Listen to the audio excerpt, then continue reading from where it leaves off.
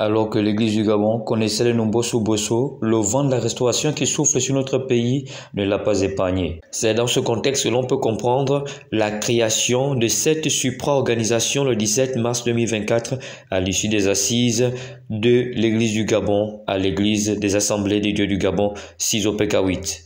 Le Conseil national des églises pentecôtistes évangéliques et de réveil, CNEPER, vise à prévenir les conflits entre églises, les guerres de leadership, mais surtout à réunir le corps de Christ au Gabon. Alors, nous retenons que, premièrement, cette suprastructure est née avec l'approbation de tous les leaders, de toutes les confédérations, des regroupements des pasteurs sur le plan national.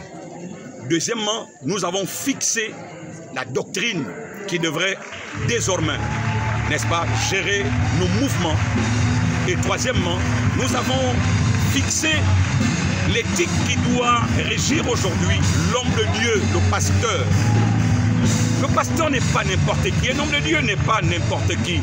Mais avec tout ce que nous avons vu et dont nous avons été témoins, alors nous disons fin à cela. Et c'est terminé de voir des leaders qui sont dans des pratiques qui déshonorent celui qui est notre maître, c'est-à-dire Jésus. Un président a été désigné et investi pour conduire cette suprastructure et d'après lui, fin des guéguerres au sein de l'Église. L'heure est à la course vers le but pour remporter le prix de la vocation céleste. C'est cela l'objectif, la fin. Nous allons courir vers la fin de ces conflits inutiles. Nous sommes la seule religion qui est basée sur l'amour et le pardon. Jésus, sur la croix, il pouvait maudire le monde. Il a dit, Père, pardonne-leur, ils ne savent pas ce qu'ils font.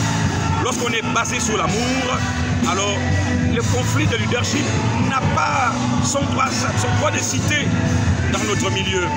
Nous allons y travailler pour mettre fin à ces conflits inutiles, à ces débats inutiles.